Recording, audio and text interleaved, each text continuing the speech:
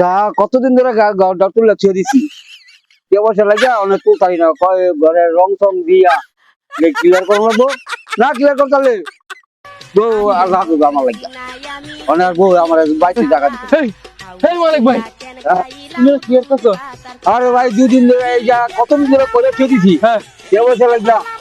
ভাই আমি এটা করতে পারি না বাইতে যাইতে না শান্তি বাইক দিয়ে ঘুমাইতে পারো না খালি বউ fan fan fan fan fan fan বল কিছু রেখেছি তুলি না হ্যাঁ